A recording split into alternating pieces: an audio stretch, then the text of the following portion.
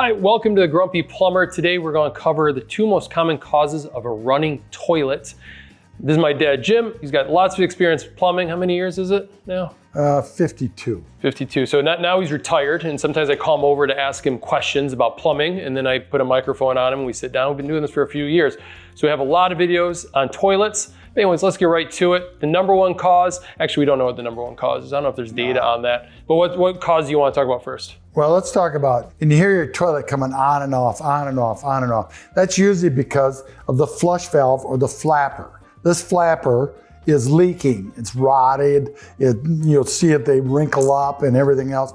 That's usually what you find. They can't hold the water inside the tank anymore. So that causes the fill valve to come on and off, on and off, on and off. Now, if it's a problem with the fill valve running all the time, this will fill and water will run over the top of it. Okay, so that's an easy way to find out which one's wrong. If it's just the water, this flapper, change the flapper. If you think it's the flush valve, you change the flush valve. But this is an easy way to do it. These just pop on and off. And then you just make sure the chain is tight. When I say tight, you only want a little bit of slack in that chain. If it's one with a styrofoam float on it, that means it's a water saver. You know, a lot of people eliminate it and just go to the old style. So the chain is attached to the handle. Yeah, chain's attached. It's attached to the hanger, but you only leave a little bit of slack in there, okay?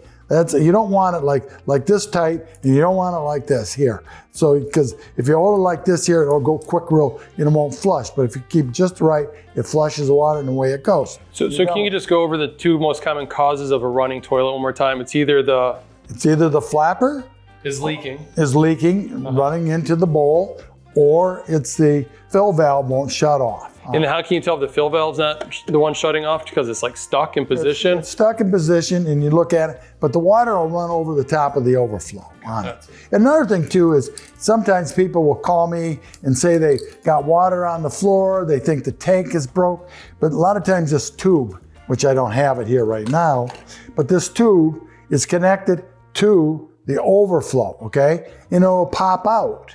It'll come out for some reason. They didn't get put in there tight enough, and it only goes in a little bit. You don't stick it way down in there, or else it'll cause a siphoning action to it. But it'll pop off, and this will spray water. It comes out over the lid on that. Good thing to look for on things too. So, and then, a lot of people, it used to be years ago, we could look in the bowl and we could see water running in the bowl. So right away, we knew it was a flapper. Usually, or we have a problem inside the tank on it. Or you get a water bill and the water department calls you and tells you your water usage is way up. Check those toilets, the first thing you do.